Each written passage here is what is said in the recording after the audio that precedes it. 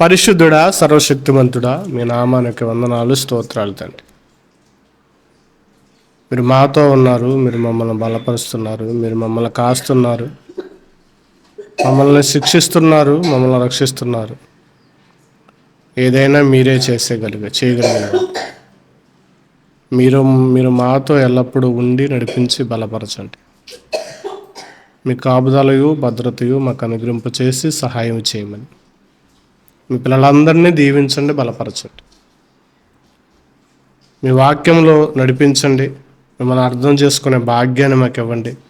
మీ ఆత్మను మాకు అనుగ్రహింప చేయండి, నడిపించండి. మీ సహాయంతో మమ్మల్ని బలపరచమంటూ క్రీస్తు వారి ఉన్నతమైన నామంలో ప్రార్థించి అడిగి వేడుకుంటున్నాను పరమ తండ్రి, ఆమేన్. కూడి వచ్చిన మీ అందరికీ కూడా మన ప్రభువును రక్షకుడైన యేసుక్రీస్తు వారి యొక్క పేరట నా శుభాలు వందనాలు చేస్తున్నాను. అందరికీ వందనాలు. దేవుని యొక్క పరిశుద్ధమైన మాటలను పరిశీలన చేద్దాం.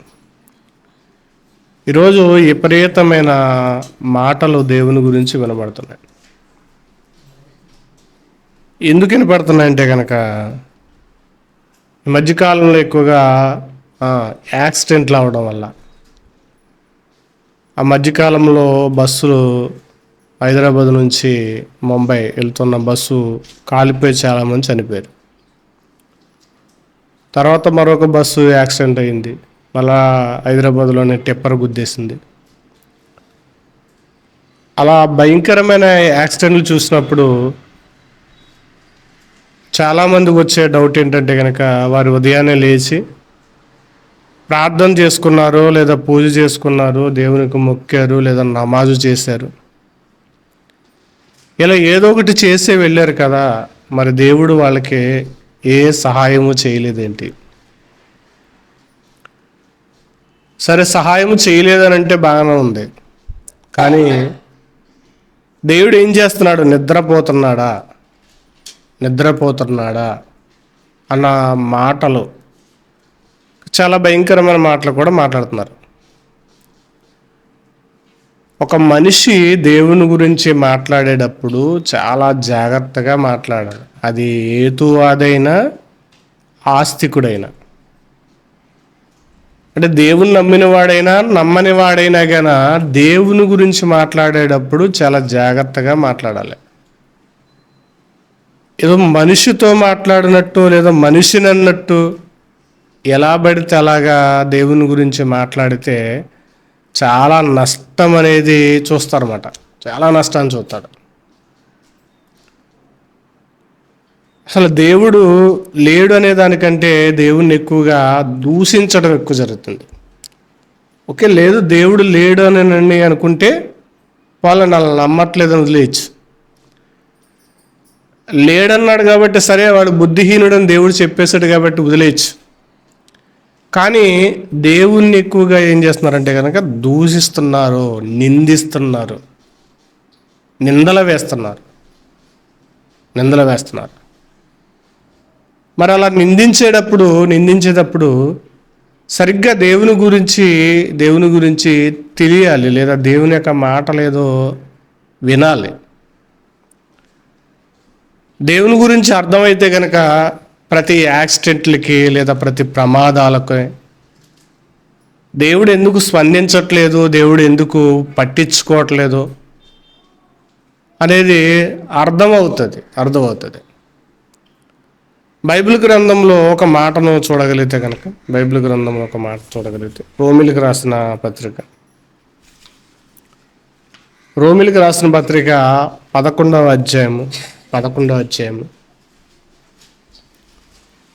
33వ వాక్యము. రోమిలికి రాసిన పత్రిక 11వ అధ్యాయము 33వ వచనం.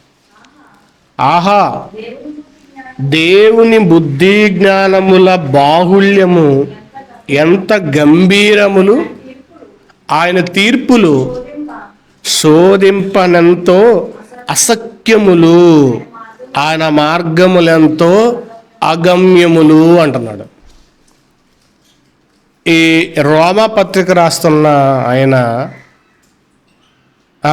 సామాన్యమైన వ్యక్తులకి చెప్పట్లేదు. ఇది రోమీలో ఉన్న క్రైస్తవులకు, రోమా జనాంగానికి, రోమా ఎంపైర్స్కి, రోమి యొక్క వ్యవస్థకి చెప్తున్నాడు. ఎందుకంటే రోమాలో ఉన్న వాళ్ళకి దేవుడు సరిగ్గా అర్థం కాడు.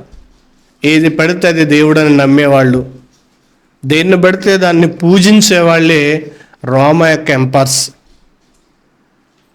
ఆ రోమాలో దేవుడు గురించి సరిగ్గా వాళ్ళకి అర్థం చేయాలి, లేదా దేవుడి గురించి సరిగ్గా అవగాహన రావాలి.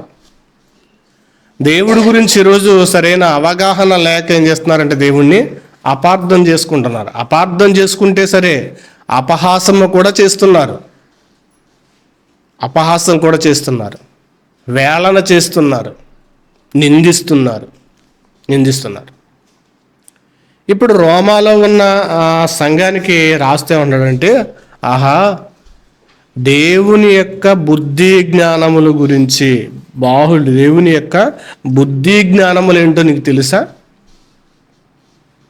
మనిషి బుద్ధే మనిషికి అర్థం కావట్లా ఎలా ఉంటుందని. మరి దేవుని యొక్క బుద్ధి జ్ఞానాలు ఎలా ఉన్నాయి? ఆయనతో పాటు సమానంగా నడిచినవాడా మనిషి?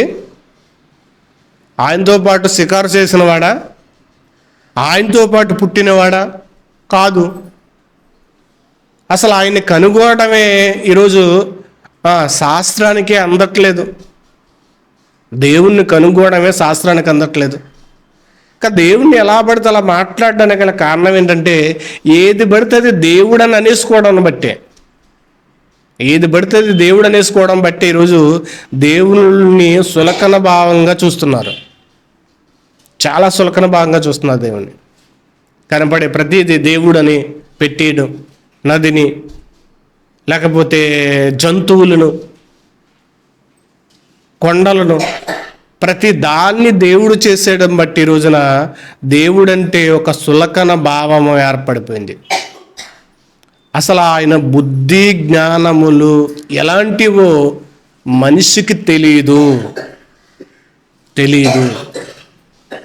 ఆయన బుద్ధి ఏంటో తెలుసా? ఆయన ఎలా ఆలోచిస్తాడో తెలుసా? తెలియదు. ఆయన ఎలా ఆలోచిస్తాడో తెలియదు, కానీ ఆయన మాత్రం ఏమైనా అనేస్తారు. ఏది పడితే అది అనేస్తున్నారు దేవుణ్ణి. ఆయన బుద్ధి ఎలా ఉంటుంది? ఆయన బుద్ధి జ్ఞానములు ఎలా ఉంటాయి? ఎలా ఆలోచిస్తాడు? అందుకే సామెతల గ్రంథంలో ఒక మాట కనపడుతుంది. సామెతల గ్రంథంలో ఒక మాటను దేవుడు రాయించాడు. సామెతల గ్రంథము 1వ అధ్యాయము 32వ వచనం. సామెతల గ్రంథము 1వ అధ్యాయము 32వ వచనం. జ్ఞానము లేని వారు దేవుణ్ణి వదిలేస్తారంట. అసలు జ్ఞానం లేనివాడు ఏం చేస్తాడంటే దేవుణ్ణి వదిలేస్తాడు, విడిచిపెట్టేస్తాడు, పట్టించుకోడు. వాడే జ్ఞానము లేనివాడు.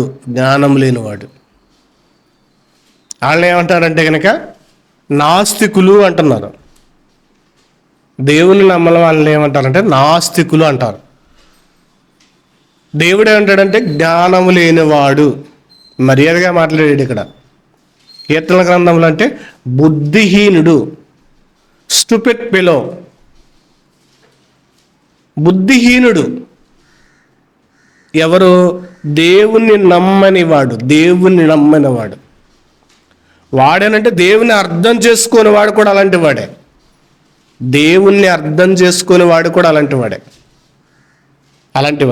ఇంకేమంటున్నాడు? జ్ఞానం లేనివాడు దేవుణ్ణి విసర్జించి నాశనం అయిపోతాడు. వాడు నాశనానికి వెళ్ళిపోతున్నాడు. తర్వాత బుద్ధిహీనులు క్షామము కలిగినదని మైమరిచి నిర్మూలమైపోతున్నారు. క్షేమంగా ఉన్నాం కదా, బాగానే ఉన్నాం కదా, మనకేంట్లే అనుకుంటే కనుక వాళ్ళు కూడా నిర్మూలమైపోతున్నారు. కనబడకుండా వెళ్ళిపోతున్నారు. ఎన్ని ప్రమాదాలు, ఎన్ని రోగాలు కనబడకుండా వెళ్ళిపోతున్నారు. మరి దేవుని గురించి ఆలోచించాలంటే గనక మనిషి యొక్క ఆ 250 గ్రాములు మెదడుకి సరిగ్గా సరిపోదు.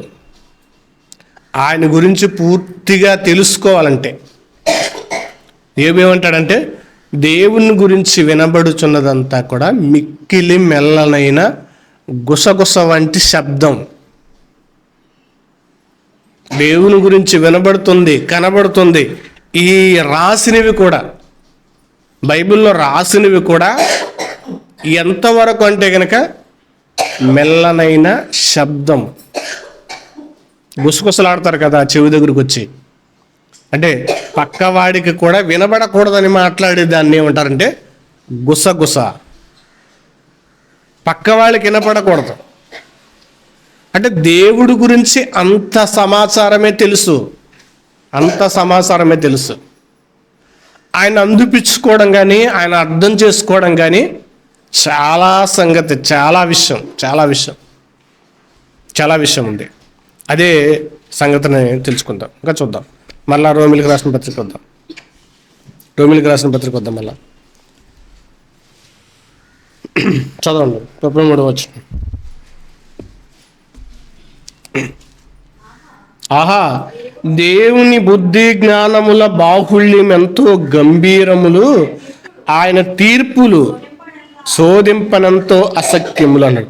దేవుని బుద్ధి జ్ఞానముల బాహుళ్యము ఎంతో గాంభీరమంట. బాహుళ్యము అంటే పీక్వన్సీ అంటారు ఇంగ్లీష్లో. దానిని ఏమంటారంటే విస్తారమైనది. అంటే తెలుగు పదాలలో దాన్ని చూస్తే కనుక విస్తారమైనది. విస్తారం అంటే కనుక కొలవలేం. విస్తారం, ముగింపు ఉండదు, దానికి ముగింపు ఉండదు. మిక్కిలి, ఇంకేంటంటే కొరత లేనిది. దానికి ఇంకా కొరత ఉండదు, అంటే తగ్గదు, ఇంతవరకు ఉంటుంది అని కొలత వేయలేము. మనకి ఏమైనా రైస్ కావాలంటే తవలతో కొలుస్తాం, కానీ కొలవలేని దాన్ని, విస్తారమైన దాన్ని కొలవలేం. చాలా విస్తారముగా ఉంటుంది, చాలా ఉంటుంది, ఎక్కువగా ఉండేదాన్ని. దాన్ని ఏమంటారంటే, లేదా ఒక సమూహము దాన్ని ఏమంటారంటే బాహుళ్యము అంటారు. బాహుళ్యము ఏంటది? దేవుని యొక్క బాహుళ్యము, ఆయన బుద్ధి జ్ఞానముల యొక్క బాహుళ్యము ఎంతో రమ్యమైనది లేదా గాంభీరమైనది అంటున్నాడు. ఆయన బాహుళ్యమే చాలా గాంభీరమైనదంట. ఏదన్నా రాత్రి కలలోకి వస్తేనే భయంకరంగా ఉన్నది, జడుసుకు చేస్తారు చాలామంది. ఆ మధ్యకాలంలో ఏదో ఒక హర్రర్ మూవీ వచ్చిందంట. డైరెక్టర్ అన్నాడంట, ఈ మూవీ చూసి వారికి ఏమైనా అవుతే నాకు సంబంధం లేదు అన్నాడంట. నాకు సంబంధం లేదు. ఆ మూవీ చూసిన తర్వాత చాలామంది పిచ్చి పట్టిన వాళ్ళుగా ప్రవర్తించి కొంతమంది నదుల్లో దూకి చనిపోయారంట. ఆఫ్టర్ ఆల్ ఒక డైరెక్టర్ చేసిన ఒక మూవీ చూసి అందులో ఉన్న సౌండ్ ఎఫెక్ట్స్కి, ఆ సౌండ్ యొక్క ధ్వనికి కొంతమందికి పిచ్చి పెట్టినట్టుగా ఉండి చనిపోయారంట. మరి ఆయన యొక్క బుద్ధి జ్ఞానముల యొక్క బాహుళ్యం యొక్క గాంభీరము ఎలా ఉంటుంది ఏంటో సరిగ్గా దేవుణ్ణి మనకు ఏం చేయట్లేదంటే, ఆయన్ని సరిగ్గా ఏదో చిన్న ఆట వస్తువులాగానో, లేదో ఆయన ఏదో ఒక ఆకారం లాగానో చూడకూడదు ఆయనంటే మహాలోకాలు కూడా ఆయనకి ఏమవ్వంటే మహాలోకాలు సరిపో. అంటే ఆయన ఎలా ఊహించాలంటే, మనం ఒకవేళ ఆయన దగ్గరికి వెళ్ళి మోకరించినప్పుడు కూడా మనం ఎలా ఊహించాలంటే, ఆయన ఆకాశాలు దాటిపోతున్నాడు, మహాకాశాలు దాటిపోతున్నాడు. ఆయన గాంభీరము, ఆయన యొక్క బాహుళ్యత్వం, ఆయనకి లిమిటేషన్ లేదు. ఆయన మనము కొలత వేయలేం. అందుకే కొరింథీయులకు రాసిన పత్రికలో ఒక మాట అంటాడు. కొరింథీయులకు రాసిన పత్రిక కంటే ముందు ప్రకటన గ్రంథం ఒకసారి చూద్దాం. ఆయన గురించి ఒక మాట బైబిల్లో కనబడుతుంది. ప్రకటన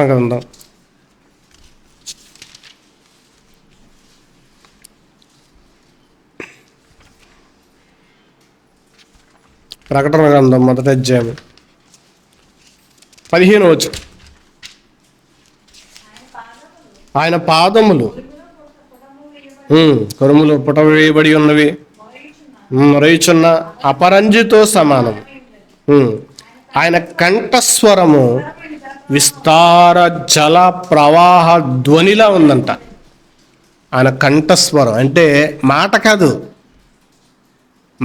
కాదు. కంఠస్వరం అంటే కనుక మాట్లాడేది కాదు. మనం గుటకలు మింగుతాం కదా, కంఠంలోంచి వచ్చేది. మనం గుటకలు మింగే ఆ సౌండే ఆయన ఆ కంఠంలో నుంచి వచ్చే అది ఎలా ఉంటుందంటే కనుక విస్తార జల ధ్వనిగా ఉంటుందంట. చాలామంది రాగాలు తీస్తుంటారు గొంతుకులో. ఒకవేళ దేవుడి యొక్క రాగం ఒకవేళ వస్తే కనుక ఎలా ఉంటుందంటే కనుక విస్తార జల ప్రవాహం అంట. అంటే తుఫాను వచ్చేటప్పుడు లేదా సునామీలు వచ్చేటప్పుడు ఆ ధ్వని, ఆ ఘోష ఎలా ఉంటుందంటే చాలా భయంకరంగా ఉంటుంది. ఆ ఎదురుగాలులు ఆ భయంకరం ఎలా ఉంటుందో ఆయన కంఠ ధ్వని అలా ఉంటుందంట. ఇంకా మనం చూడగలిగితే కనుక ఆయన ఎలాంటి వాడు అంటే కనుక మీకా గ్రంథం మొదటి అధ్యాయము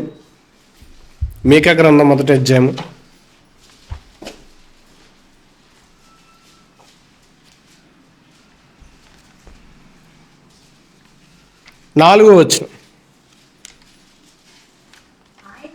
ఆయన నడవగా అగ్ని మైనము వలె కరుగునట్టుగా పర్వతములు కరిగిపోవును అంటున్నారు. చూడండి, నడవగా అగ్నికి మైనము కరిగిపోయినట్లు. మైనం క్యాండిల్ ఉంది కదా, అది అగ్నికి అలా కరిగిపోతుంది. ఎందుకంటే అది మెత్తన పదార్థం కదా, ద్రవరూపంగా మారిపోతుంది. అది నీరుగా మారిపోతుంది. అది కొండలు ఏమైనా మెత్తగా ఉంటాయా? చాలా గట్టిగా ఉంటాయి కొండలు. బుల్డోజర్ తీసుకుని వెళ్ళి కొట్టినా కానీ పగలవు. అందుకే దాన్ని ఏం చేస్తారంటే ఒక హోల్ వేసి మిషన్ ద్వారా దాంట్లో బాంబు వేసి పేలిస్తారు కొండని. అంతగా అలా పేల్చే ఆ కొండ దేవుడు నడిస్తేనంట మైనంలా కరిగిపోతుంది. దేవుని యొక్క కెపాసిటీ ఎలా ఉందో చూడాలి. ఆయన నడుస్తుంటేనే ఆ పర్వతాల సైతం ఏమవుతున్నాయంటే కరిగిపోతాడు. అంటే దేవుడు ఎలా ఉంటున్నాడు. ఇంకా చూద్దాం దేవుడు గురించి రాయబడిన మాటలు ఎక్కువగా దేవుడి గురించి మాట్లాడుకున్న మాటలు ఎక్కువగా ఎక్కడ కనబడతా ఉంటే యోబు గ్రంథంలో దేవుని గురించిన డిస్కషన్ ఎక్కువగా కనపడుతుంది. యోబు దేవుడి గురించి ఎక్కువగా డిస్కషన్ పెడతాడు. ఆ డిస్కషన్లో వాళ్ళ యొక్క స్నేహితులు వాళ్ళ దగ్గర వచ్చిన ఆ సంభాషణ మాటలో ఏతువాదులు కానీ లేదా దేవుడు తెలిసేని లేకపోతే దేవుని గురించి ఇచ్చలవిడిగా మాట్లాడే వాళ్ళకి కానీ ఆ మాటలు అర్థం చేసుకుంటే కనుక చాలా భయమేస్తుంది. మరి మాట్లాడుకున్న మాటలను ఒకసారి మనం చదువుదాం. యోబు గ్రంథం 33వ అధ్యాయము. ఇప్పుడు జరిగిన ప్రమాదాలకి దేవుణ్ణి ఎలా ఆలోచించాలో చెప్తున్నాను. యోబు గ్రంథం 33వ అధ్యాయము 13వ వచనంలో, కావున 33:13 వచనం, తన క్రియలను దేనిని గూర్చి ఆయనకు ప్రత్యుత్తరము ఇయ్యుడు. తన క్రియలలో దేని గూర్చి కూడా ఆయన ప్రత్యుత్తరం ఇయ్యుడు. మనిషి ఏంటి, ప్రతి అడిగితే చెప్తాడు. ఈరోజు ఏదన్నా అడుగుతుంటే సమాధానం చెప్తున్నాడండి మనిషి. ఒక విఆర్ఓ దగ్గరికి వెళ్ళి పని మీద సంతకం చేయించుకు రావాలంటే కనుక ఎందుకు ఇలా చేయాలండి, ఎందుకు ఇవ్వాలండి డబ్బులు అని అంటే కనుక పేపర్లలో ఇస్త్రేస్తాడు, నేను సంతకం పెట్టను పోండి. ఒక మనిషి, ఒక అధికారి, ఒక ప్రభుత్వ అధికారి. ఇప్పుడు దేవుడు ప్రతిదానికి కూడా మనిషికి ఏం చేయాలంటే కనుక సమాధానం చెప్పుకోవాలన్నమాట. అంటే చేతులు కట్టుకుని వచ్చి ఈ పొరపాటు జరిగింది, నేను కాపాడలేకపోయిన వాళ్ళని అని మనిషి దేవుడు మనిషి దగ్గరకు వచ్చి చేతులు కట్టుకుని చెప్పాలన్నమాట. దేవుడు వీళ్ళకి దేవుడు సర్వెంట్ లాగా అమ్మో తప్పు అయిపోయింది, నేను ఆ ప్రమాదం జరిగినప్పుడు నేను పడుకున్నాను, నేను నిద్రపోయాను, నేను చూసుకోలేదు, నేను కాపాడలేకపోయాను, ఈసారి అలా ఉండను, నేను మరలా ఏదైనా జరిగినప్పుడు నేను కొనుక్కోకుండా నిద్రపోకుండా వాళ్ళని కాపాడుతూ ఉంటాను నేను అని మనుషులకి దేవుడు సమాధానం చెప్పాలి, ఎక్స్ప్లెనేషన్ ఇవ్వాలన్నమాట. దేవుడంటే ఇలా మనిషి దేవుడి గురించి ఎలా ఆలోచిస్తున్నాడంటే, మనిషికి దేవుడు సర్వెంట్ బాయ్, సర్వీసులు అందించాలి. నువ్వెక్కడికి వెళుతున్నా గాన, నువ్వేం చేస్తున్నా గాన నిన్ను కాపాడుతూ ఉండాలి. నీకు కాపాడుతూ ఉండాలి, ప్రత్యుత్తరం ఇస్తుండాలన్నమాట. అంటే దేవుడు పిలవగానే బాబా ఆజ్ఞ ఇవ్వండి అంటే దేవుడు అనుకుంటున్నారా, లేదా మనకేమైనా సర్వెంట్ చేసే దూతలు అనుకుంటున్నారా? దూతలు అనుకుంటున్నారే. ఒకవేళ దేవుణ్ణి ఏమనుకుంటున్నారంటే మనిషి దూత అనుకుంటున్నారు.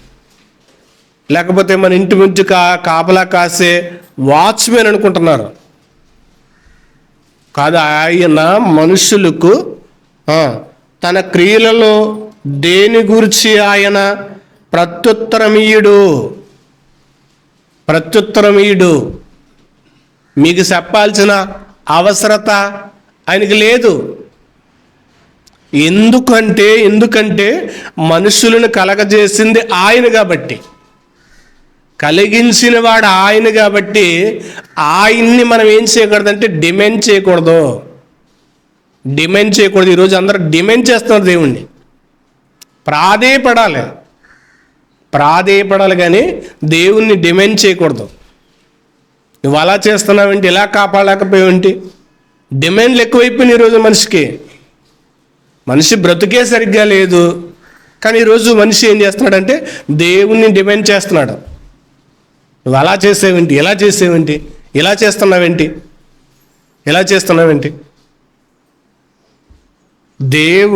దేవుడు తన క్రియలలో దేనిని గూర్చి ఆయన ప్రత్యుత్తరమీయుడు. దేవుడు నరుల శక్తికి మించినవాడు. మనిషి చిన్న రోగం వస్తేనే రోగం బారిన పడి గిజగిజలాడుతున్నాడు. ఈ 2 రోజులు చలికి ఏమవుతుందంటే జ్వరాలు వస్తున్నాయి, గజగజ ఉనికిపోతున్నారు పిల్లలందరికీ జ్వరాలు.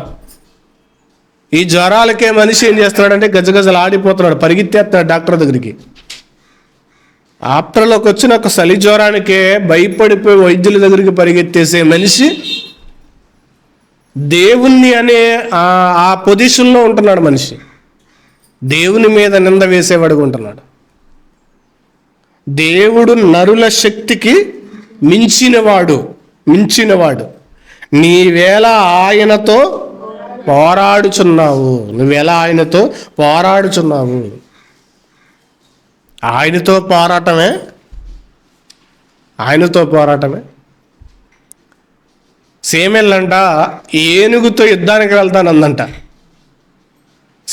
ఏనుగుతో యుద్ధానికి వెళ్తానని వెళ్ళి అప్పుడు సీమ ఏనుగంట కాలు గోతులు ఇరుక్కుపోయిందంట, అబ్బా అందంట. అప్పుడు సీమ అందంట, నేను కూడితే అంత గట్టిగా ఉంటుంది అందంట. ఇంతకీ సీమ కుట్టిన దాని వల్ల రాలేదు ఏనుక్కి నొప్పు, దాని కాలు గుంటలో పడ్డం వల్ల వచ్చింది నొప్పు. మనిషి ఏనుగుతో పోటీ పడినా పర్లేదు, లేకపోతే దానికన్నా పెద్ద ఆకారంతో పోటీ పడినా పర్లేదు, ఇంకా సముద్రంతో పోటీ పడినా పర్లేదు, దేవునితోనే పోటీ పడుతున్నాడు. దేవునితోనే పోటీ పడుతున్నాడు. దేవుడు నరుల శక్తికి మించిన వాడు. నీవేళ ఆయనతో పోరాడుదువు. ఎలా పోరాడుతావు? ఇంకేమన్నాడు? దేవుడు ఒక్క మారే పలుకును, రెండో మారు పలుకును, అయితే మనుషులు అది కనిపెట్టలేరు. దేవుడు ఒక మారు పలుకుతాడు, రెండోసారి కూడా చెప్తాడు. వినకపోతే, దాన్ని కనిపెట్టకపోతే ఎవరిది తప్పు? ఆ మూడో మారు కూడా వదిలేసిన తర్వాత దేవుడిదే తప్పంటే ఈరోజు దేవుని గురించి మాట్లాడుతున్న ప్రతి ఒక్కరు కూడా నోరు అనేది చాలా జాగ్రత్తగా మాట్లాడాలి.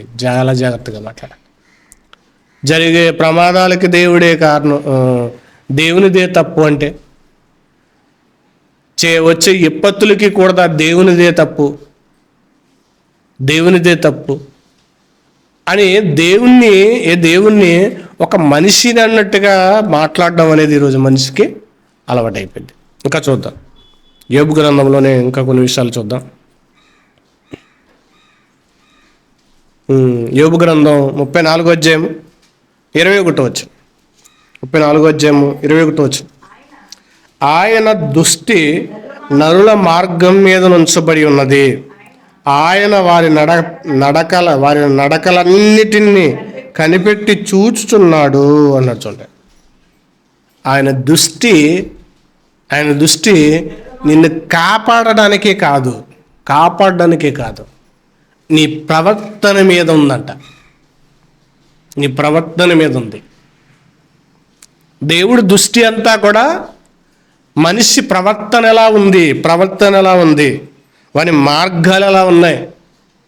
ఈరోజు మనిషి మార్గాలు చాలా బాగున్నాయి. అబ్బా, పరిశుద్ధుడిగా జీవిస్తున్నాడు, నీతిమంతుడిగా బ్రతికేస్తున్నాడు, గొప్పగా బ్రతికేస్తున్నాడు మనిషి. ఈరోజు లేదు, మనిషి జీవితం అంతా దరిద్రంగా, ఏ జీవి కూడా జీవించట్లా, అంత దరిద్రంగా మనిషి బ్రతుకుతున్నాడు. ఈరోజు అంత దరిద్రమైన జీవితంతో మనిషి ఒక్కడే బ్రతుకుతున్నాడు. ఏ జీవి బ్రతకట్లా, బాగానే బ్రతుకుతున్న జీవులు, జంతువులు, పక్షులన్నీ కూడా.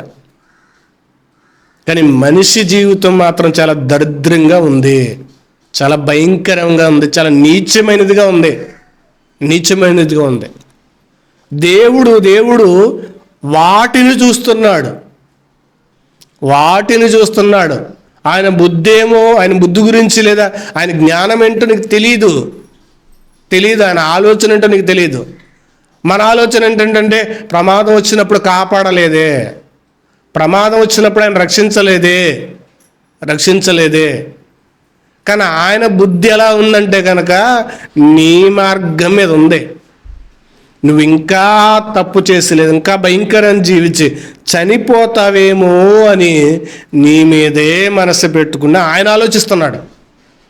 నువ్వు మారతావేమో, నువ్వు జీవిస్తావేమో, మరలా ఎరుగుతావేమో, తెలుసుకుంటావేమని నీ మీదే దృష్టి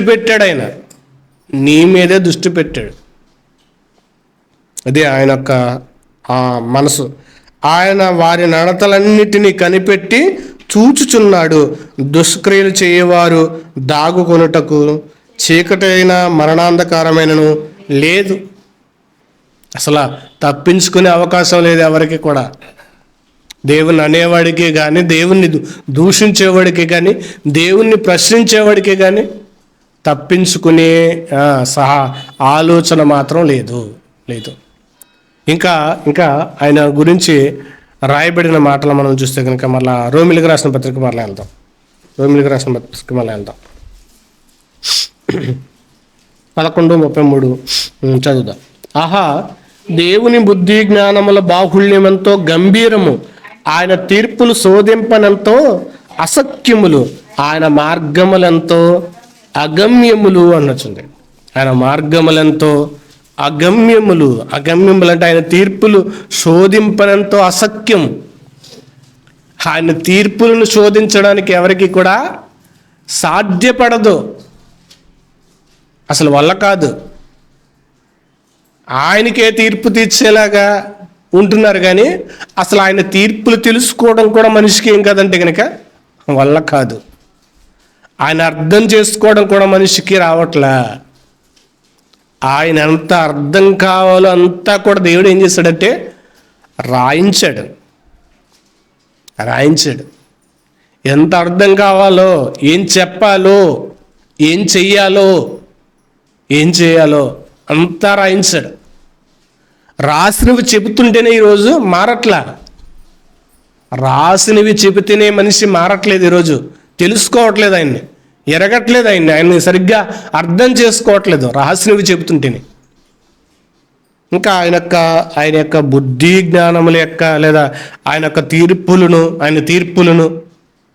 తీర్పులను శోధించేసి తెలుసుకునే యొక్క ఆ చెత్త మనిషికి లేదు.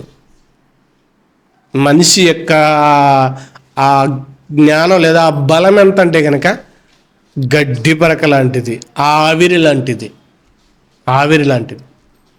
అలాంటిది ఈరోజు దేవుణ్ణి అనటం. ఆహా దేవుని బుద్ధి జ్ఞానముల బాహుళ్యమంతో గంభీరం. ఆయన తీర్పులు శోధింపనంతో అసఖ్యములు. కొరింథీయులకు రాసిన పత్రిక మొదటి పత్రిక 2వ అధ్యాయం 11వ వచనం చూడండి ఒకసారి. కొరింథీయులకు రాసిన మొదటి పత్రిక 2వ అధ్యాయం 11వ వచనం. ఒక మనుష్యుని సంగతులు అతనిలోనున్న మనుష్యాత్మకే కానీ మనుషుల్లో మరి ఎవ్వరికి తెలియదు. నాలో ఉన్న సంగతులు, నేను ఆలోచించే విధానం, నేనేం ఆలోచిస్తున్నానో, నేను ఏమనుకుంటున్నానో, ఏం చేద్దామనుకుంటున్నానో అది నేను చెప్పకపోతే ఎవరికి తెలియదు. నాకు తెలుసు నేను ఎలా ఆలోచిస్తానో, ఎలా ఉంటానో అనేది నా స్థితిగతులు నాకు తెలుసు. మీరు ఆలోచించలేరు, మీరు అర్థం చేసుకోలేరు, కొన్ని సంగతులు అర్థం చేసుకోలేరు. ఒక మనుషుల్లో ఉన్న సంగతులు ఆ లోపల ఉన్న ఆత్మకు తెలుస్తుంది. ఇంకేమంటున్నాడు? అలాగే దేవుని సంగతులు దేవుని ఆత్మకే కానీ మరి ఎవ్వనికి తెలియవు అన్నట్టు.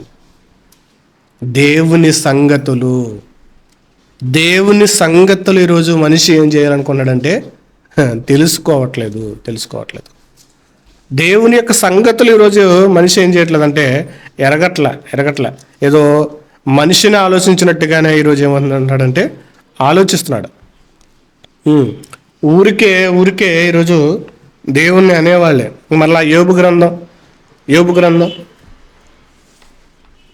34వ అధ్యాయము, యోబు గ్రంథం 34వ అధ్యాయము 33వ వచనం చూద్దాం. యోబు గ్రంథం 34వ అధ్యాయము 33వ వచనం. నీకిష్టం వచ్చినట్లు ఆయన ప్రతీకారము చెయ్యనా? ఇక్కడ మరలా దేవుడు ప్రశ్నిస్తున్నాడు. నీకిష్టం వచ్చినట్లు ఆయన ప్రతీకారము చెయ్యనా?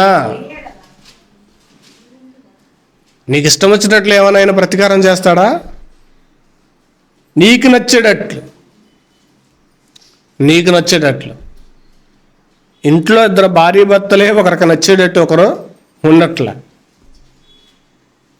నీకు చెప్పేది నేను చేయాలా, నువ్వు చెప్పే మాట నేను వినాలా అనే ఒక వాగ్వాదం జరుగుతుంటుంది. కానీ దేవుడి గురించి కూడా మనిషి ఆలోచించాలి. ఎందుకంటే నీకు ఇష్టం వచ్చినట్లుగా ఆయన ప్రతీకారం చేయనా? లేని ఎడల నీ ఉందువా? చేయని ఎడల నువ్వు ఉంటావా? నేను కాదు, నీవే నిశ్చయింపవలను గనుక నీవు ఎరిగిన దానినే పలుకుము అన్నట్టు. నీకు తెలిసిన దాన్నన్నా చెప్పు, నువ్వు చెప్పాల్సింది ఏదన్నా ఉంటే కనుక చెప్పు. ఇది చెయ్యడు దేవుడు. ఒకవేళ ఏది చేస్తాడో చెప్పు, అది చేత కాదు. ఇంకా బాగున్నప్పుడు ఏమైనా గాన మనిషి అప్పుడేమైనా దేవుణ్ణి ఏమైనా గణపరిచేస్తాడా? ఈరోజు ఇంకా ఆ ఒక్క బస్సు యాక్సిడెంటే అయింది, 2-3 బస్సులు యాక్సిడెంట్లు అయినాయి. ఇంకా ఉన్న 1000 బస్సులు ఏమైనా యాక్సిడెంట్ అవ్వలే కదా? 1000 బస్సులు ఉన్నాయి, ఇంకా అవి ఏమీ యాక్సిడెంట్ అవ్వట్లా. క్షేమంగానే బ్రతుకున్నారు, ఇంకా క్షేమంగానే బ్రతుకున్నారు. మరి దాని గురించి ఏమైనా దేవుని మహిమపరుస్తారా? దాని గురించి ఎవరు మాట్లాడరు.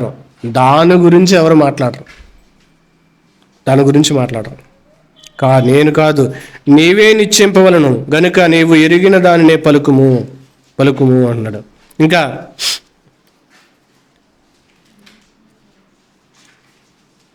35వ అధ్యాయము, యోబు గ్రంథం 35వ అధ్యాయం 6వ వచనం నుండి చూద్దాం. 6వ వచనం నుండి 9వ వచనం వరకు చూద్దాం. నీవు పాపము చేసినను ఆయనకు నీవేమైనా చేసితివా? నీ అతిక్రమములను విస్తరించి ఆయనకు నీవేమైనా చేసితివా?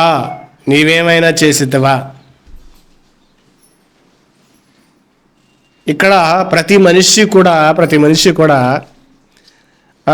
నోటి మీద వేలేసుకోవాల్సిందే. దేవుని దగ్గరికి వచ్చిన తర్వాత మారు బదులు చెప్పలేని మాట ఏంటంటే, నువ్వు పాపివి అన్నప్పుడు. ఎందుకంటే మనందరము కూడా పాపులము. మనందరము పాపులమైనప్పుడు మనం చేసే పాపానికి ఏమన్నా మనం ప్రాయశ్చిత్తమైనకి ఏమన్నా అప్పగించామా? ఏమన్నా ప్రాయశ్చిత్తం ఏమన్నా మనం ఆయనకి అప్పగించామా? ఇగో నేను చేసిన దాన్ని బట్టి ఇది తీసుకుంది నన్ను తప్పించని. దేవుడేమైనా న్యాయమూర్త, లేదా దేవుడేమైనా కోర్టులో ఒక జడ్జా? కోర్టులు అంటే జడ్జి కాదు ఆయన. ఆయన న్యాయ వ్యవస్థ వేరు, ఆయన న్యాయం వేరు. ఇప్పుడు కోర్టులను అనుకోండి, అన్యాయం చేసినా గానా ఆ కోర్టు నుంచి మనం గెలవచ్చు. ఎందుకని? ఎంతో కొంత అప్పగించి ధనాన్ని అప్పగించి ఆ లాయర్లకి, పోలీసులకి లంచాలు ఇచ్చి చేసిన దాన్ని ఏం చేయొచ్చు అంటే మాఫీ చేసుకోవచ్చు చేసిన దాన్ని. మరి దేవుని దగ్గర చేసిన దానికి ఏమన్నా అప్పగించి, ఇదిగో ఇది తీసుకో, నువ్వు నన్ను క్షమించు, ఇది తీసుకుని నా పాపాన్ని మర్చిపో, ఆమెను ఏమన్నా మనిషి అప్పగించగలడా? ఏమి చేయలేడు, ఏమి అప్పగించలేడు. ఎందుకంటే సర్వభూమి కూడా ఆయనదే, అందులో 1000 పక్షులు, జంతువులన్నీ ఆయనవే. ఏమిచ్చి నీ రుణము నేను తీర్చుకోగలను? 1000 నదులంతా విస్తార తైలం ఇచ్చినా సాల్దయ్యా అంటున్నాడు భక్తుడు. 1000 కొలది పొట్టేలను తెచ్చినా గానా చాలదయ్యా, చాలదు. నా జ్యేష్ఠ పుత్రుడిని ఇచ్చినా కానీ చాలదయ్యా, చాలదు, సరిపోదు.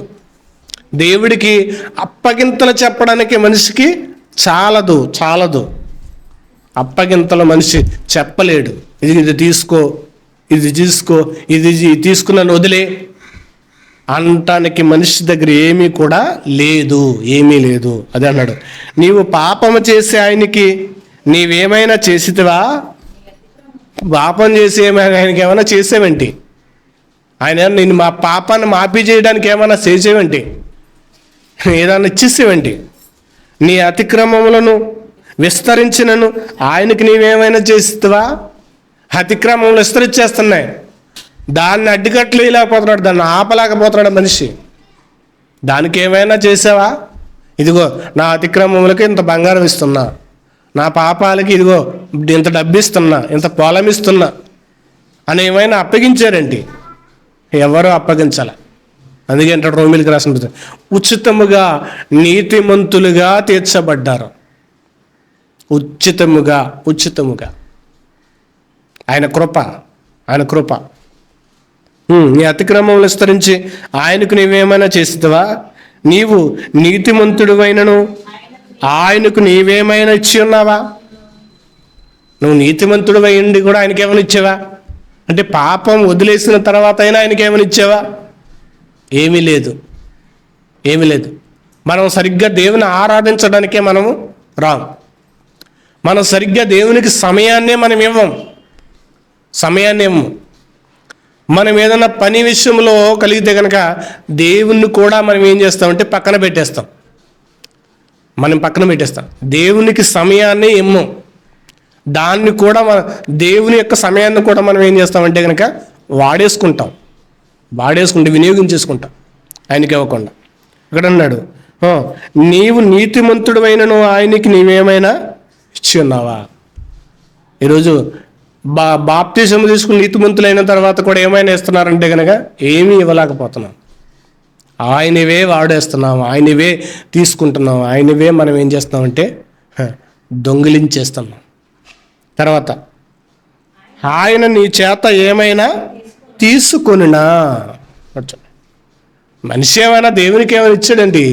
ఇదిగో ఇది ఇచ్చి ఇది ఏమైనా అడిగాడండి దేవుడు, నాకు ఇది కావాలి చేసి పెట్టండి, ఇది కావాలి, నాకు ఇది కావాలి తినడానికో ఆయన ఆరగించడానికో లేదా ఆయన దగ్గర పెట్టుకోవడానికో ఇది కావాలి, నాకు ఇది కావాలి అనగానే పరుగున తీసుకుని వచ్చేమైనా చేస్తున్నారా?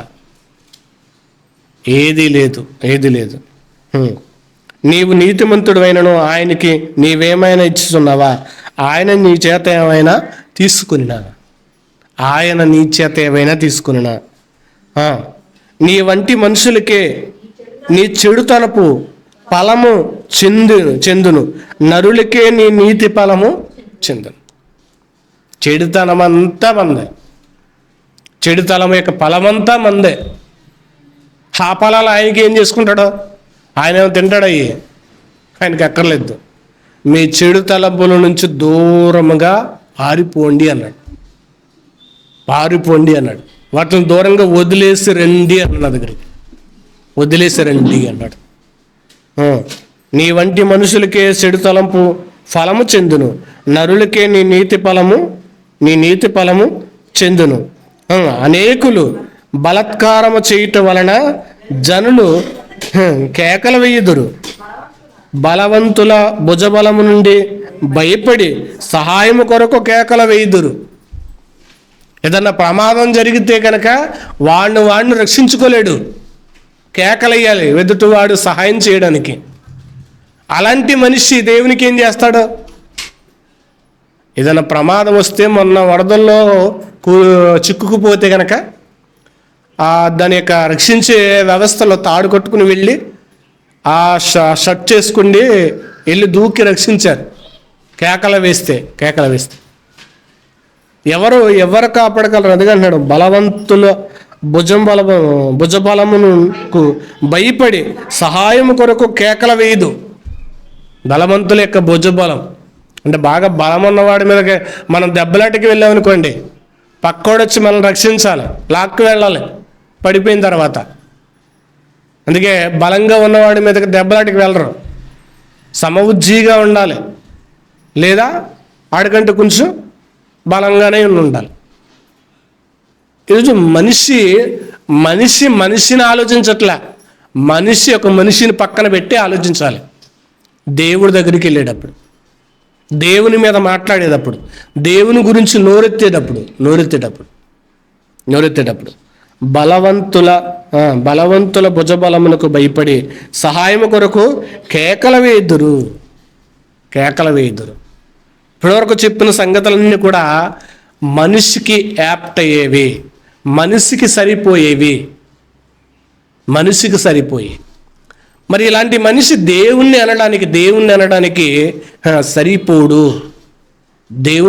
సరిపోడు. ప్రభుత్వాలన్నా పర్లా, వ్యవస్థలన్నా పర్లా, సమాజంలో ఉన్న దేనిని ప్రశ్నించినా పర్లా, దేవుణ్ణి ప్రశ్నించేటప్పుడు లేదా దేవుణ్ణి అనేటప్పుడు మనిషి చాలా జాగ్రత్తగా మాట్లాడాలి. మనిషి ఈరోజు ప్రతి దాని గురించి మాట్లాడతాడు. మా మధ్యకాలంలో కరోనా గురించి అంటారు. కరోనా వైరస్ వచ్చినప్పుడు మరి చర్చిలు మూతపడిపోయినాయి, మసీదులు మూతపడిపోయి, గుళ్ళు మూతలు పడిపోయి. మరి అప్పుడు ఏ దేవుడు కాపాడలేదే? మరి అది అప్పుడు ఏ దేవుడు కూడా వారిని కాపాడలేకపోయాడు? ఏ దేవుడు కూడా వారిని రక్షించలేదే? అంటే దీన్ని బట్టి మీరు అర్థం చేసుకోవాల్సింది ఏంటంటే, దేవుడు ప్రమాదాల నుండి రక్షించడు. ఇలా చాలామంది ఏం చేస్తారంటే కనుక ఉపన్యాసాలు ఇచ్చేసారు.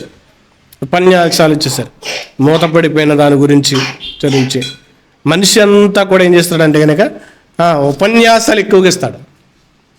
దేవుడు మనిషికి అర్థం కాడు. దేవుణ్ణి తెలుసుకోవడం, దేవుని యొక్క సంగతులను తెలుసుకోవడం మనిషికి అర్థం కాదు.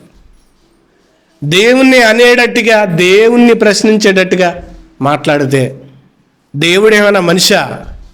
ఉక్రోషం వచ్చేసి నన్నంత మాట అంటారా? నన్నంత మాట అంటారా? చూడండి నా తడాకేంటో.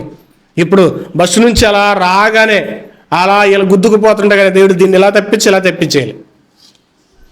అలా వెళ్తున్నా, రెండు గుద్దేసుకుంటా వచ్చేస్తున్నా, ఆయన నిద్రపోతున్నాడు.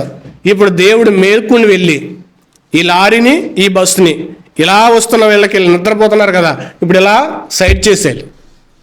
తోలేది ఎవడు? డ్రైవరు. అందులో నిద్రపోతున్నది ప్రయాణికులు. మరి తోలేవాడు నిద్రపోకుండా జాగ్రత్తగా ప్రభుత్వ వారు ఎన్ని హెచ్చరికలు చేస్తున్నారు? నెమ్మదిగా వెళ్ళండి, టర్నింగ్లు ఉన్న నెమ్మదిగా వెళ్ళండి, ఇంత స్పీడ్లోనే వెళ్ళాలి, ఇక్కడ 60 మించకూడదు, ఇక్కడ 40 మించకూడదు. బోర్డులు పెట్టారు రోడ్డు మీద. ఎందుకని? యాక్సిడెంట్ కాకూడదు. పోలీసు వారు హెచ్చరిక చేస్తారు, వెనకాల రాస్తారు స్లోగన్లు, మద్యము సేవించి వాహనము నడపరాదు. వీడు మద్యమే సేవించి నడుపుతాడు. వీడు మద్యం సేవించి నడిపితే ఆడు యాక్సిడెంట్ చేస్తే దీన్ని బట్టికి వెళ్ళి ఇప్పుడు దేవుణ్ణి కోర్టులో పెట్టి ఏం చేయాలి? సమాధానం చెప్పాలి. ఈయన బాబా తప్పు అయిపోయింది ఆ రోజు, మరి ఆడు తాగినప్పుడు నేను నిద్రపోయిన వాళ్ళని కాపాడలేకపోయాను అని దేవుడు కోర్టులోకి వచ్చి వీళ్ళ కోసం సమాధానం చెప్పాలి. దేవుడు ఒక నేరస్తుడు మాట. తాగి నడిపిన వాడు, లేకపోతే ఆడి నిద్రపోవడం లేదా నిద్రాగవలసిన డ్రైవర్ పగల పడుకుని ఒకవేళ రాత్రి నిద్రపోకుండా, లేదా నిద్ర వస్తున్నప్పుడు ఏదైనా ఆగి, లేకపోతే ఏ టీయో మంచినీళ్ళు తాగి వెళ్ళాల్సిన స్పీడ్లో వెళ్ళకోకుండా, తీసుకోవాల్సిన జాగ్రత్తలు తీసుకుపోకుండా ఉన్న మనిషిని పక్కన పెట్టేస్తున్నారు. ఏదన్నా జరిగినప్పుడు ఇప్పుడు వచ్చేది దేవుని మీద పడుతున్నాడు. దేవుడు వీళ్ళందరికీ వచ్చి ప్రత్యుత్తరం చెప్పాలి, సమాధాన పడాలంటే ఈయన దోషిగా నిలబడి ప్రతి ఒక్కరికి కూడా సమాధానం చెప్పాలి. మరి గొప్పోళ్ళు కదా, మనుషులందరూ కూడా గొప్పోళ్ళు. ఇలా అధికారులు లేదా రాజులు, వీళ్ళందరి దగ్గర దేవుడు చేతులు కట్టుకుని, బాబా తప్పు అయిపోయింది, ఇంకెప్పుడు కూడా నేను ఎప్పుడు కూడా చెయ్యను అని సమాధానం చెప్పుకోవాలన్నమాట. ఎంత విడ్డూరంగా ఆలోచిస్తున్నారంటే దేవుడి గురించి అంత విడ్డూరంగా ఆలోచిస్తున్నారు. దేవుణ్ణి ప్రశ్నించడానికి కూడా మనిషికి అవకాశం లేదు. మనిషి తీసుకోవాల్సిన జాగ్రత్తల్లో ఫెయిల్ అయినప్పుడు కూడా దేవుణ్ణి నిందిస్తున్నాడు. దేవుడే మనుషుల నేరాల మీద నిఘా పెట్టి చూస్తున్నాడు. మనిషి ఒక్కడిన కూడా నేను నీతిమంతునిగా కనుగొని వీణ్ణని ఒకవేళ దేవుడు ఇంకా వదిలేస్తే కనుక అందరూ చచ్చిపోతారు, ఒక్కరు కూడా బ్రతకం. దేవుని యొక్క ఆయన ఆలోచన, ఆ గాంభీర్యము, ఆయన యొక్క బాహుళ్యత్యం మనిషికి అర్థం కాదు, తెలుసుకోలేడు. ఆయన ఏం ఆలోచిస్తున్నాడో మనిషికి తెలీదు. ఆయన ఆలోచించేదాన్ని ఆయన చేసే పనిని తప్పు పట్టవద్దు. ఆయన ఏం చేయాలో అది చేస్తున్నాడు. మనిషి అనేసే ప్రతి దానికి కూడా ఆయన ఆ కంగారు పడిపోయి అలా చేసేటానికైనా మనిషి కాదు. ఆయన దేవుడు, ఆయన సర్వాంతర్యామి, ఆయన సర్వలోక రక్షకుడైన, సర్వాన్ని కలిగించినవాడు. సర్వము ఆయన ద్వారా నడిపింపబడుతున్నాయి. కానీ మనిషి ఒక్కడే దేవుడు చెప్పేటట్టు నడవనివాడు. అన్నీ నడుస్తున్నాయి, మనిషి ఒక్కడే దేవుడు చెప్పినట్టు నడవనివాడు. కానీ దేవుని మీద ఎదురు తిరిగేవాడు ఎవడంటే కనుక మనిషే. కానీ ఇంకేంటంటే గొప్ప విషయం ఏంటంటే కనుక ఆయన ఇంకా జాలి చూపిస్తున్నాడు కాబట్టి మనుషులు ఈరోజు ఇంకా బ్రతుకుంటున్నారు. ఇంకా ఆయనకి ఇంకా ఓపిక ఎక్కువ. ఆయనకున్నంత ఓపిక ఎవరికీ లేదు. ఆయనకున్నంత ఓపిక. ఆయన ఓపిక పట్టకపోతే కనుక మనిషి వేసే వ్యాసాలకే, మనిషి మాట్లాడే మాటలకే ఎప్పుడో మనుషులందరినీ కూడా తగలబెట్టేది. కానీ ఆయన ఇంకా ఏం చేస్తున్నాడంటే కనుక ఓపికతో చూస్తూనే ఉన్నాడు. ఇంకా 36వ అధ్యాయము 23, 24 వచనాలు కూడా చూద్దాం. 36వ అధ్యాయం యోబు గ్రంథం 36వ అధ్యాయం 23, 24 వచనాలు కూడా చూద్దాం. ఆయనకు మార్గం నియమించిన వాడు ఎవడో? నువ్వు ఇలా నడు, నువ్వు ఇలాగే నడు, నువ్వు ఇలాగే వెళ్ళు. ఏమన్నా చిన్నపిల్లోడంటే ఆయన ఏమన్నా మనం పెంచుకునే మన కన్నా చిన్నపిల్లోడు అంటాడు, మనకు పుట్టిన పిల్లోడు ఏంటి ఆయన. నువ్వు ఇలాగెళ్ళరా, అలాగెళ్తే ముళ్ళు గుచ్చుకుంటాయి, ఇలాగెళ్తే బురదలో పడతావు అని ఆయనకి మార్గాన్ని చెప్పేవాళ్ళు లేదా ఆయనకు ఉపదేశం చేసేవాళ్ళు ఎక్కువైపోయారు. ఆయనకు ఉపదేశం చేసేవాళ్ళు కాదు, ఆయన ఉపదేశాన్ని అంగీకరించేవాళ్ళు కావాలి, లేరు.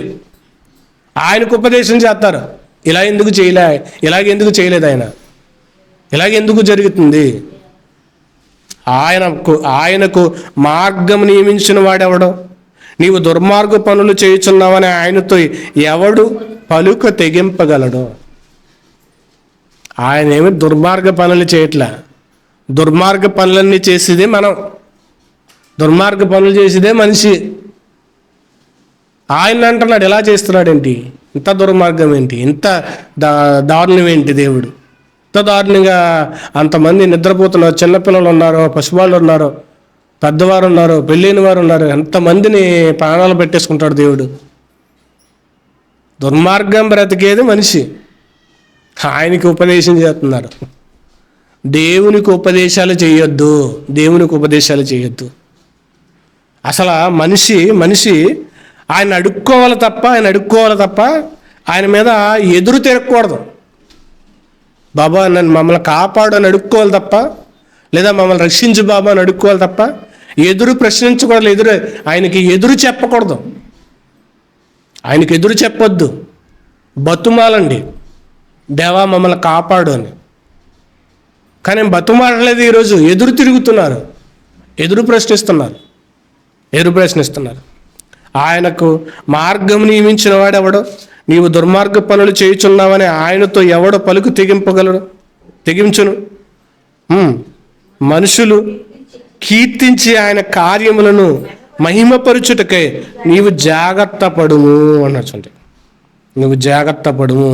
ఆయన క్రియలను, ఆయన కార్యాలు, ఆయన కీర్తించి ఆయన కార్యాలను గురించి ధ్యానించి ఆయన మహిమపరచాలి. మహిమపరచడం ఎక్కడ? మలినాన్ని తీసుకొస్తున్నారు, మలినం చేసేస్తున్నారు. ఆయనకు మార్గాలు నియమించేవాళ్ళు, ఆయనకు ఉపదేశం చేసేవాళ్ళు, ఆయన ఏదో స్కూల్కి వచ్చిన స్టూడెంట్ లాగా, ఆయనేమో మనం పెంచుకున్న పిల్లోళ్ళలాగా. దేవునికి మార్గాలను నియమించొద్దు, లేదా దేవుణ్ణి ఎదురు ప్రశ్నించొద్దు. దేవునికి మనం ఏమవ్వాలంటే కనుక బతుమాలుకోవాలి, లేదా అడుక్కోవాలి, ఏడుకోవాలి. దేవా మమ్మల్ని క్షమించు, దేవా మమ్మల్ని కరుణించు, దేవా మేము ఏ ఆపదల్లో ఉన్నాం రక్షించు, దేవా ఇది చేయి మా కొరకు. డిమాండ్ మాత్రం దేవుని దగ్గర చేయకూడదు.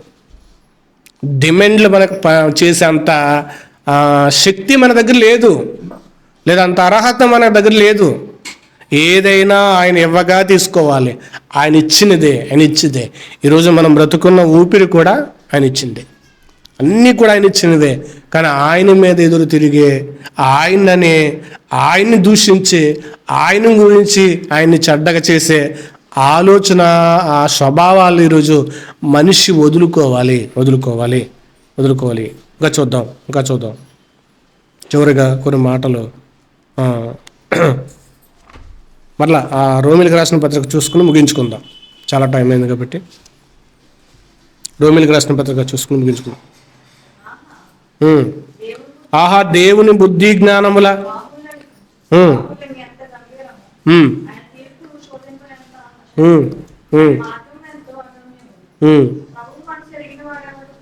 చాలు. ఆహా దేవుని బుద్ధి జ్ఞానముల బాహుళ్యము ఎంతో గాంభీరము. ఆయన యొక్క బుద్ధి జ్ఞానముల బాహుళ్యము చాలా గాంభీరమైనవి, చాలా భయపడాల్సినవి మాట. మనం ఆయన యొక్క బుద్ధి జ్ఞానాలకు ఏం చేయాలంటే కనుక భయపడాలి. చాలా గాంభీరమైనది అంటే కనుక చాలా భయంకరమైనది. లేదా ఆ బుద్ధి జ్ఞానాలకు మనం ఏం చేయాలంటే కనుక తలవగ్గాలి. అందుకే పద్మస్తీపంలో ఉన్న యోహాను గారు ఆయన చూడని వాళ్ళకంట ఆయన పాదాల దగ్గర చచ్చిన వాళ్ళ పడిపోయాడంట. ఎక్కడ పరదేశంలో ఉండగా ఆయన వెలుగుకు, ఆ ప్రసన్నతకు చూడలేక పాదాల దగ్గర పడిపోయాడంట. ఆయన బుద్ధి జ్ఞానముల యొక్క బాహుళ్యం ఎంతో గాంభీరము, ఆయన తీర్పులు శోధింపనెంతో అసఖ్యములు. శోధించలేం, ఆయన తీర్పులను శోధించలేం. ఎలా చేసేవేంటి, ఇలాగుందేంటి, ఇలా చేసేవేంటి అని మనిషినట్టుగా మనం అనడానికి సరిపోం. లేదా ఇది జరుగుతున్నప్పుడు కాపాడలేదేంటని కానీ ఆయన ఏమైనా ఒక మనిషి ప్రతీదీ కూడా నీకు చేసి పెట్టేయడానికి? ఒక మనిషే చేయట్లే. ఒక మనిషే ఒక సాటి మనిషికి కావలసిన చేయమంటే నేను అది చేయను, ఇంకోటి చేస్తాను అన్నాడు.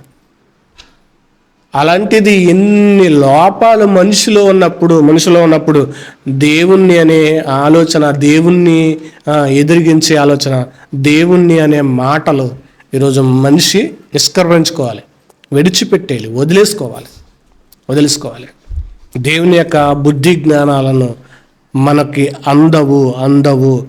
ఆయనను మనము తెలుసుకోవాలంటే కనుక మనం ఈ భూమి మీద ఆయన దగ్గర శరణ వేడాలి, భయభక్తులు కలిగి జీవించాలి. లేదా ఆయన అడుక్కుని మనం ఆయన్ని ఎదురు మాట్లాడకుండా ఏది జరిగినా గాన ఆయన వైపే చూస్తూ ఏది చేసినా నీ ఇష్టం నాయనా, నా జీవితంలో ఏది జరిగినా సంతోషమేనైనా, నా జీవితంలో మేలు జరిగినా సంతోషమే, కీడు జరిగినా సంతోషమే.